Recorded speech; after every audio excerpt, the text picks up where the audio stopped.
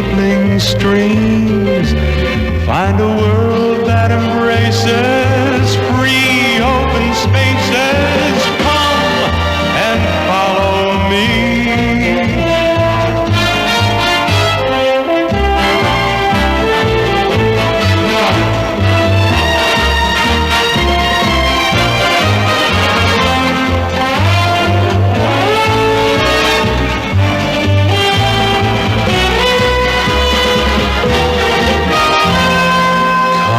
Share a world of memories you will treasure throughout the years.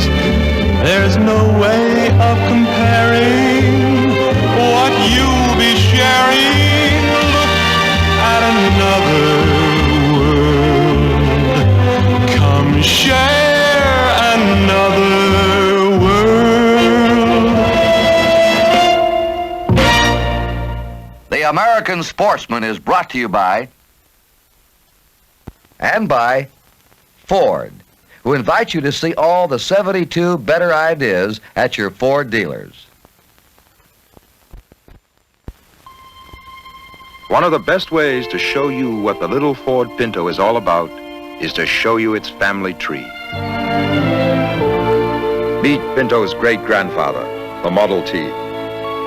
Its almost indestructible grandfather, the Model A. Its rugged old uncle, a 36 Ford Coupe. Its thrifty British cousin, a Ford Cortina. And its dependable German brother-in-law, Thomas. The point is, Pinto comes from good, solid stock, with a good, solid engine, and a welded steel body, and a wide, stable stance for a good, solid feeling on the road.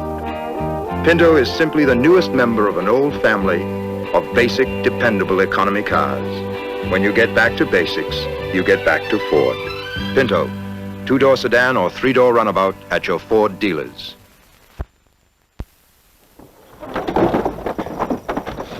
This is Kurt Gowdy. Tonight, the American Sportsman will show how a giraffe is captured in Kenya. It's part of an extended learning trip through Africa with the late Robert F. Kennedy's oldest son, Joe, who joined with East Africa's most highly respected animal capture firm.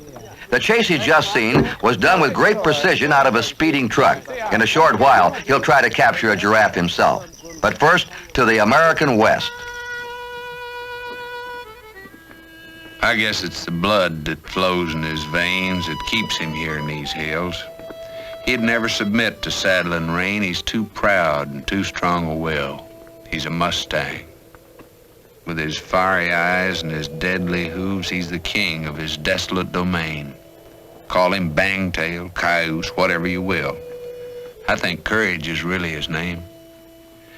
His life's been a fight since the day he was born until his death. That's the way it'll be. Then why do I envy his frostbitten hide? 'Cause he's free. That old Mustang's free. I'm Jimmy Dean. You know, when I was a kid in Texas, they used to have a saying, there's nothing as good for the inside of a man as the outside of a horse. And it's true. True of the wild horse, or the Mustang, as we call him as well. Something about him. Standing there snorting through that old Roman nose and that eagle eye, not missing one thing that's going on. Reminds you, I don't know, of the early West and the Spanish conquistadors that brought him here 400 years ago. I came to a place where the Mustang belongs to all Americans, the Wyoming, Montana, Pryor Mountains. From 2 million in 1900 to 16,000 today. That's what the Mustang population is, according to Dean Bibles with the Bureau of Land Management. A lot of opinions on the Mustang. The Mustangers like to sell them for 6 cents a pound.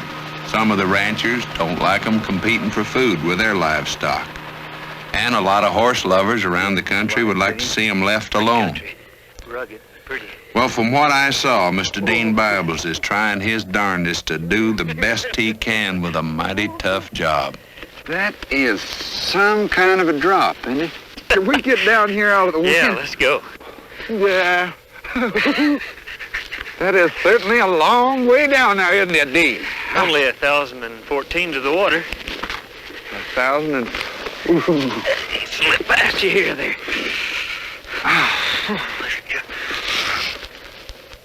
Boy, that is just breathtakingly beautiful. What is the name of the... Bighorn Canyon. What we'd like for you to do today is to ride with Mickey to move some horses down near a large holding corral we have. Tonight they'll probably go in for a drink of water and we can just close the gate on them. And then tomorrow you can help rope some of them so that we can physically... I am going to help rope some of them. I'll try, Dean. I'll do the best I can. Good. As we get them physically roped and on the ground, you can then help us examine each animal so that we can see just how healthy he is, how old he is, get any particular markings or colorations.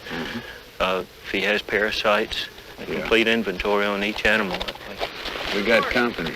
There's Mickey now. A little chilly out, isn't it? Slightly. What are you guys doing down that hole?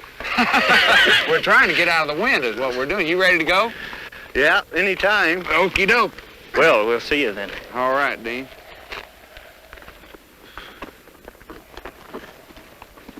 Now, there was a herd up here that Mickey Oberts had in mind to drive towards the corral, and if we were lucky, they'd go inside to water overnight, and by morning we could get on with our census. The corral. We just start to push them back, right? Yeah, we'll Towards just the corral. get them right down towards the water there and then just drop them. There they go.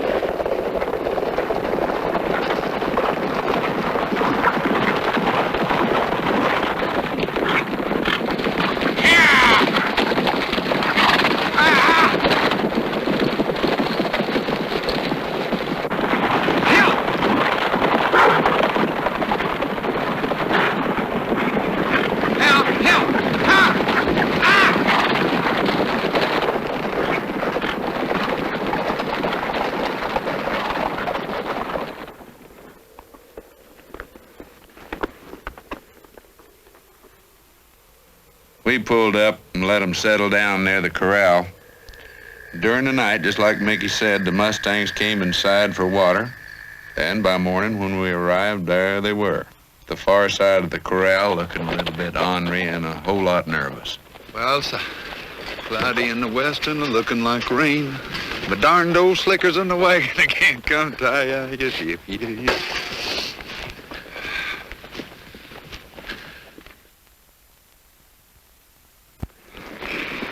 It seemed to me we roped an awful lot of horses, and once you got them independent critters on the ground, I mean, the work really started. Rechecked them for parasites and measured the width of the lower jaw, their shoulder heights, and of course we had to check and see if they carried any brands. Feet? Black. Tail black. How old? 10. 10. I think she likes us. Come on, get on her. Yeah! Every animal we checked was in good shape, but Mickey said if they had a hard winter that there's no way that they'd be in that condition in the spring. Things went along, no hitches, until we ran into the rottenest, meanest one little stud that you'll ever have the pleasure of meeting. Uh-oh. Well, now then, we got it on him. Can anybody rope the rope? I didn't have enough loop to dally. I was right at the end when it went around his neck. Ha!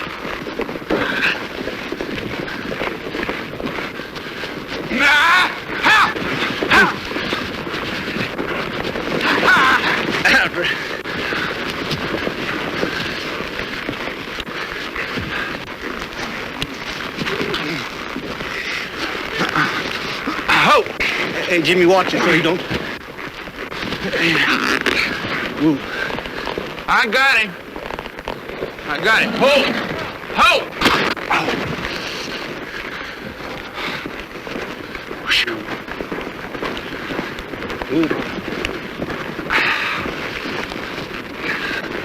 That danged old stud is as tricky as my mother-in-law. Wait a minute. Let me see if I can get that. Hold it, if you can. Hold it, just easily.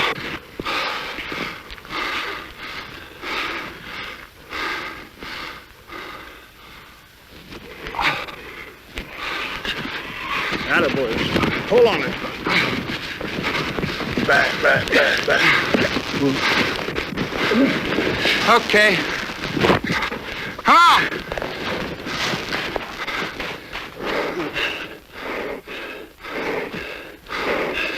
How long? Jim, would you slip that on this Yeah, top foot and watch it? I know. Watch that foot. Watch out! Oh. Watch out! And just turn him loose, and we'll get it, or let somebody else get him. Have you got the ropes out around his neck? Got him off of his neck. Well, all right, and then come here and let's get him off his feet and see. We got to do something for Rich.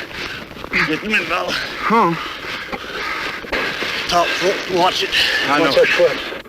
What do you want? I'm going to have to hold his head back while you take them off, Jim. Thanks. Just a minute. Just a minute, though. You got him? All right, now he's... Wait a minute. Oh, I still got him. Are you ready? yeah. You all right, Rich? Okay. Head out here. He was just a little bit rank, wasn't he? Oh, That's the nastiest one animal I ever saw. Man, that was a mean old dude. He reached out and just took a hunk out of that hand and then reached over and got his leg. That's the worst looking bandage I've ever seen, Rich. It serves a purpose. Today, the wild horse roams this range free. With my imagination, I can look at him and see back across 1,000 painted desert. I can see wagon trains and Pony Express.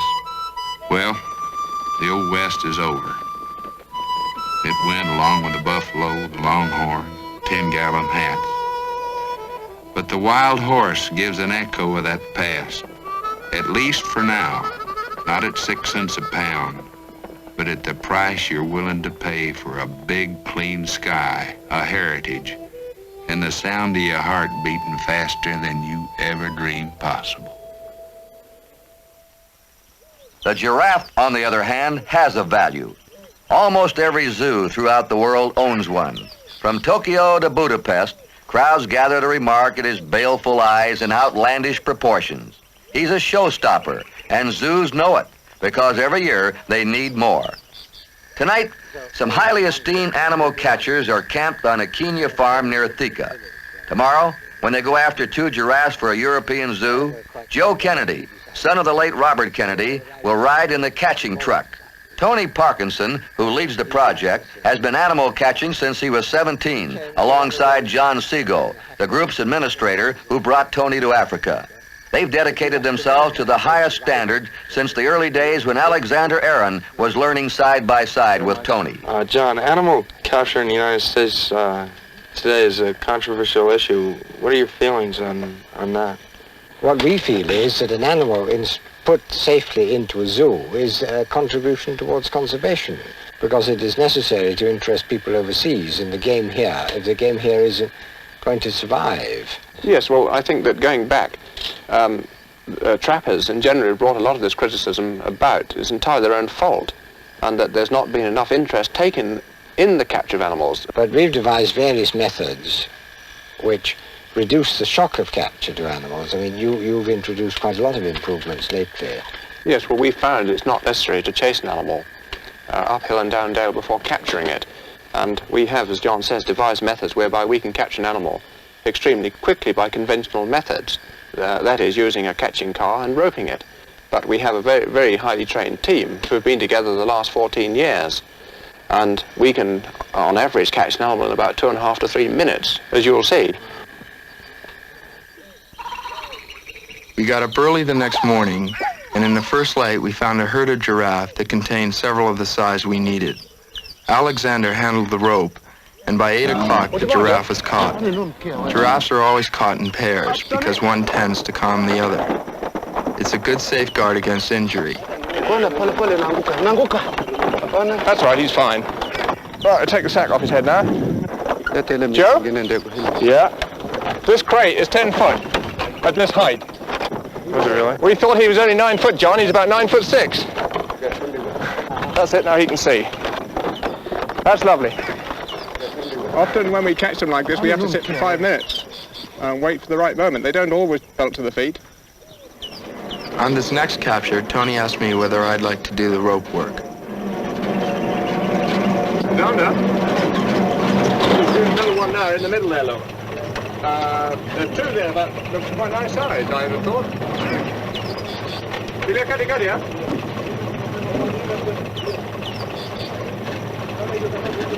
Leia kuliah tata? Dia pilih petang mana kuliah. Ikaw pilih, ya? Oh, you. Tony says a catchable giraffe must be no shorter than 9 feet, no taller than 12. And in this herd, there are 2 that qualify. The major concern was sensing the right moment to drop the noose over the giraffe's head.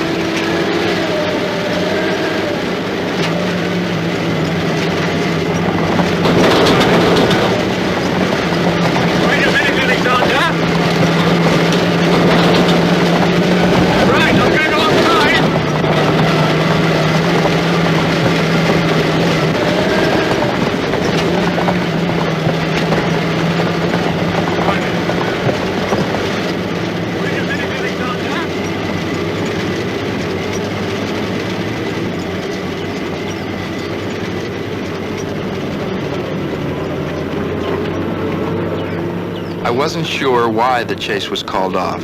We were just a few feet behind a giraffe. It seemed we were almost there, but Tony's explanation made it clear. If you chase a giraffe too far, what he does, he gets tired, so he then runs in a tight circle. And so his head and neck is always pointing away from you, from the roper. Yeah. And it's now impossible to get the rope on. They never cut back or anything, do they? Well, sometimes they'll cut back, but not very violently. You've got to be ready with the brakes. But the thing is to get them on the swing. Once they're on the swing, they can't turn back, and then you swing with them. And it's very safe that way. That's why I wouldn't approach too closely. They could easily hit the catching car, and that speed and momentum, they could snap a leg quite easily.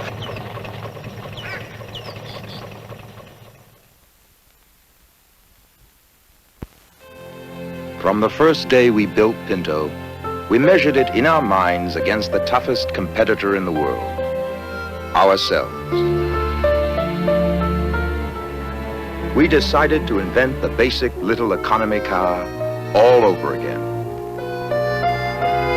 The car that would run and run and run and get lots of miles to the gallon and hardly ever see a repair shop.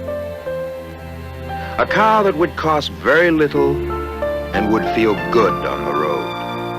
The Ford Pinto was built 40 years after the Ford Model A, but we think it's got the same kind of toughness, dependability, and value, because deep down, it's the same basic idea. And when you get back to basics, you get back to Ford. Pinto, 2-door sedan or 3-door runabout at your Ford dealers. Tony and John said it can sometimes be fatal for a giraffe to be chased when the sun's directly overhead. So we fiddled with the old catching truck most of the day, and at 4, when it was cool, we were ready for another try. Tony, I'll watch you and bring up the truck. Yeah, okay, John. You can see from the top. Yeah.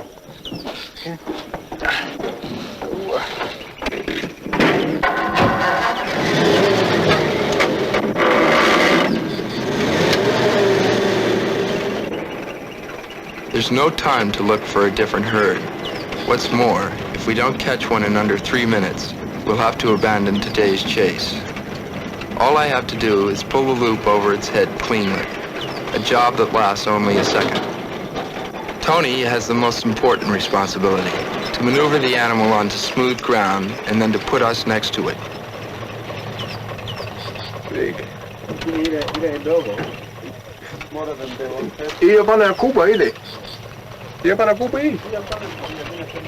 Well, this one here, there's one here and there's another one. Oh, it's big. Tony had remembered 2 suitable giraffes in this herd. Now we see that of these 2 young ones, only one is catchable.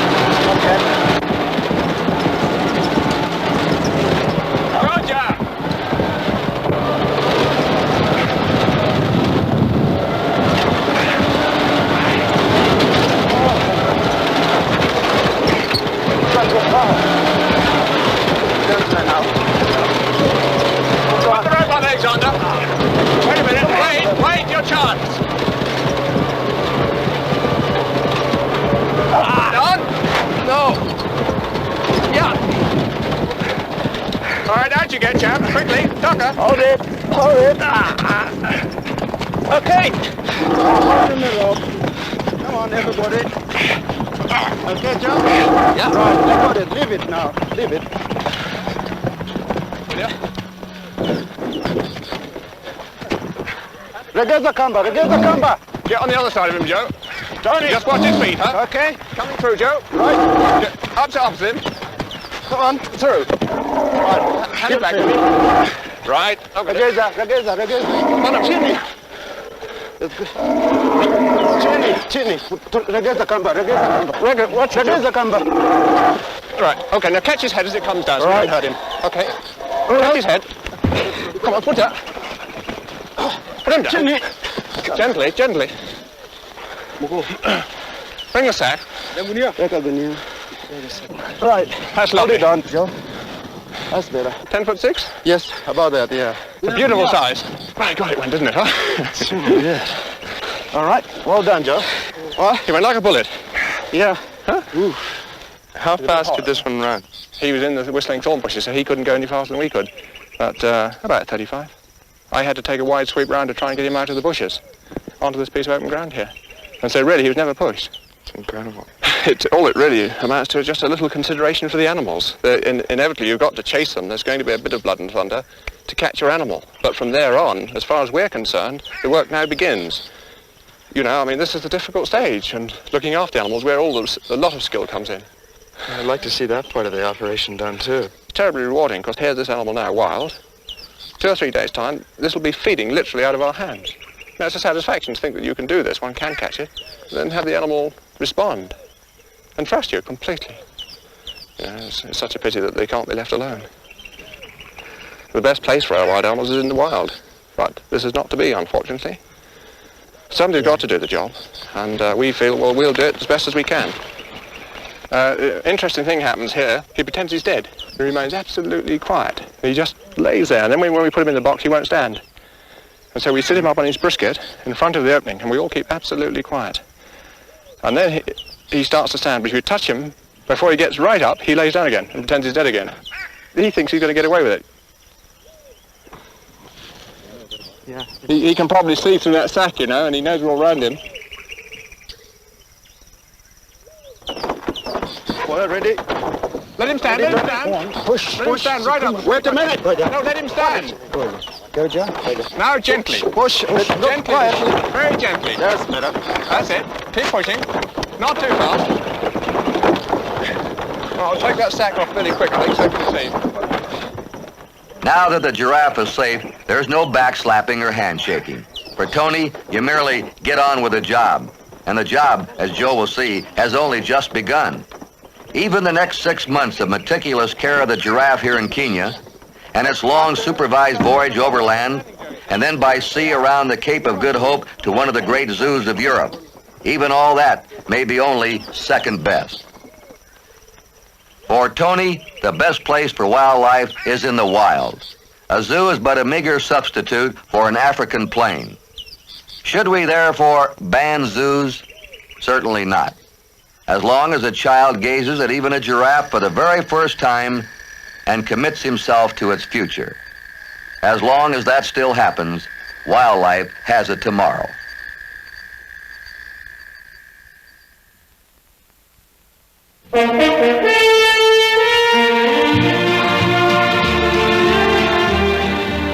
Your host, Kurt Gowdy. The American Sportsman will not be seen next Sunday, March 5th, but returns the following Sunday, March 12th at its regularly scheduled time with Louisiana sportsman Grits Gresham on a nighttime search through a Tennessee woods for raccoon, a quarry that brings out tall tales among old friends.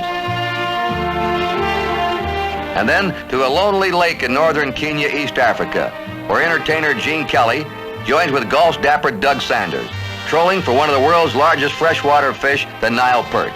All a week from next Sunday, March 12th.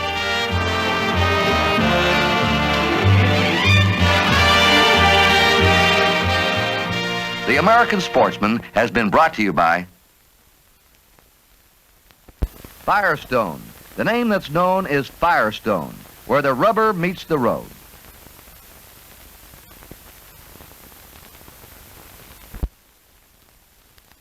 Air travel arranged through and a promotional fee paid by American Airlines. Fly American 747 and DC-10 luxury liners or the new 707 luxury jet. American Airlines passengers get the best of everything.